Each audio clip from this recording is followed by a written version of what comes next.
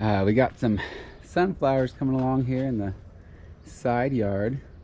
This has been a sunflower patch for 3+ years now. It's kind of fun. I love having sunflowers in the garden. I have them all over the place.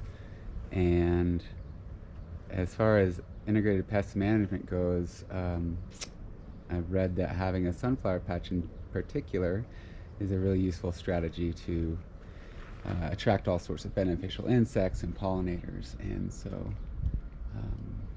it's really cool. I see the birds on here making use of the seeds afterward, and they're just so beautiful. I think sunflowers are probably one of my favorite flowers, actually, for how hardy they are, and just big flowers. They just keep blooming. I'll show you here. I've been watering these ones just a little bit, but then you come back here and it's like, sunflowers are so amazing. These ones hardly gotten any water, and yet still making big, beautiful flowers for the birds, the bees. So fun.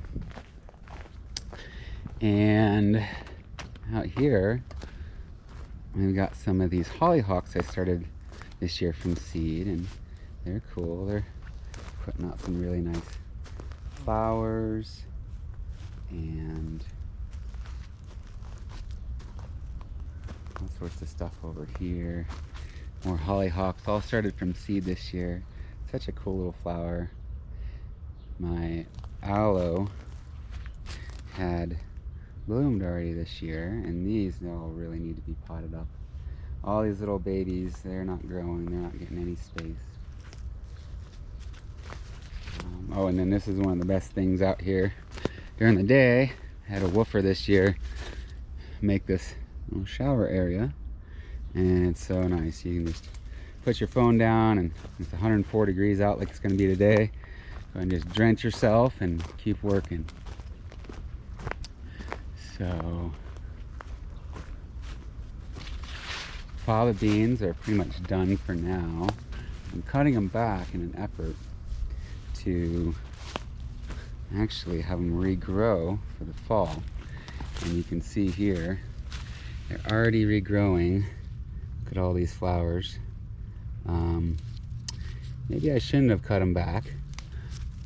So I'm gonna see, or maybe I should have waited a little longer, but they're still regrowing. They got lots of flowers coming on, and I don't know, hopefully we get a bunch more beans out of them. Well, if they're flowering now, then hopefully I didn't doing a disservice by cutting them back. But and then wow, look at all this lettuce that's going to seed. This is an example of, well, it's wild lettuce, prickly lettuce or something, but and this is an example of things gone wild here. And now we've got all these seeds that are gonna be blown all over the garden, and so, oh well, you win some, you lose some. But generally, something we try to really not let happen is things go to seed. This year's been a little tricky. Oh yeah, and then this tunnel, of course, is totally overgrown now. We got out a bunch of strawberries out of here in the spring. The borage is just going crazy. The bees love it so much. And we do have some bunching onions in here that some of them are weeded.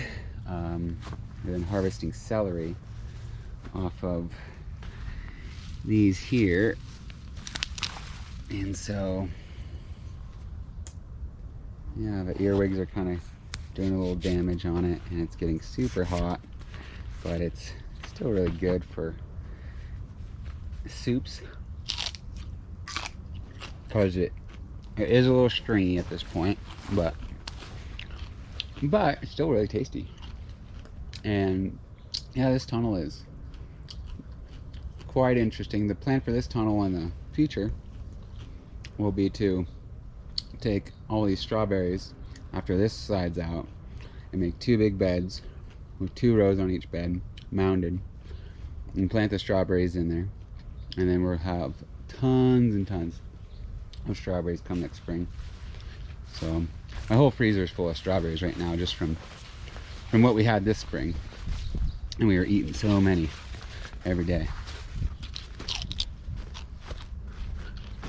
But squashes, I've noticed some squash bugs on them, so you put some diatomaceous earth around the base of those.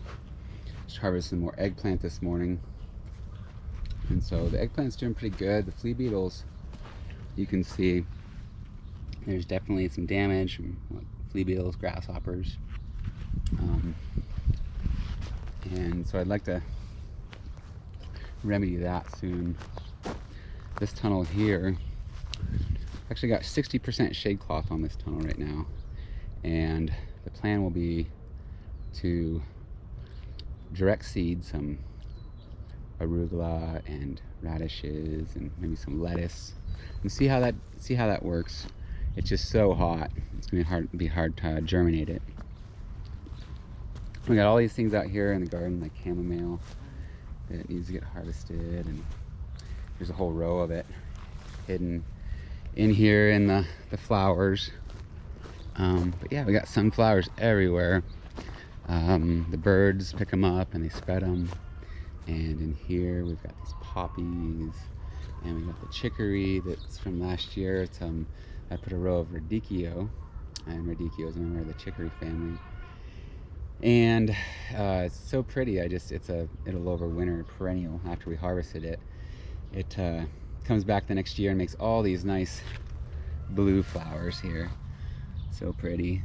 And they're only open in the morning, and then they close back up at night, or as the sun comes on them. So if you want to see these pretty blue flowers, you got to get out here in the morning. And then the goji berries here are really going off. We have a lot of goji berries to pick in here, coming up here in a little bit. But yeah, I put this in a little cage last year and started watering it a little bit, and it has just exploded. My neighbor Mary, such a great soul. She's been giving me all sorts of daylilies and irises and all sorts of plants.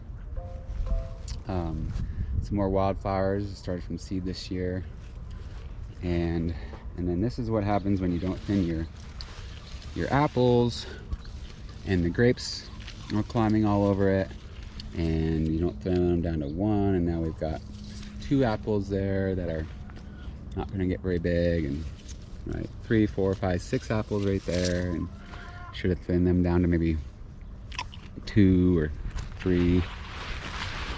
2 probably. The grapes are coming along, so that's really nice. I love these grapes. And this is asparagus here, and this is a female plant, because you can see that it's got all these big pods on it. And typically you want to pretty much go with just male plants for asparagus, because you'll have greater production. But we got transplanted little raspberries in here this year. Now these grapes, I don't know, there's some gophers that I think have some trenches underneath here, and I think that's might be causing some of this yellowing of the leaves. Yeah, these grapes are coming along nicely in here too. I should come and water these today. Some plums coming along. Oh, look at all this damage though on the plums. Like, what is that, birds? Something. And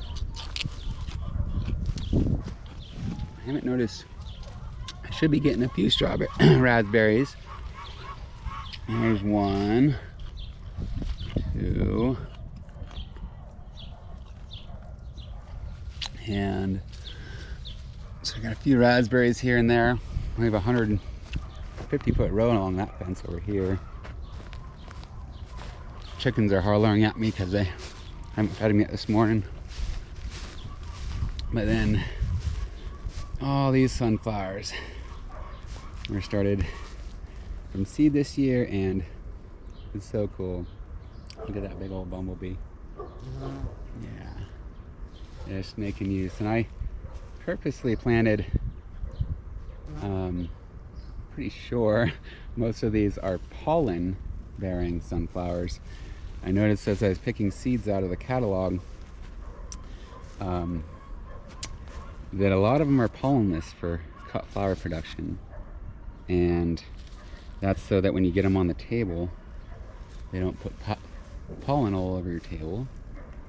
But I want the bees to use them, and so I'm hoping that I selected varieties that have pollen on them. Here's a few wild or native bees here, just little guys, but you can see their legs just coated.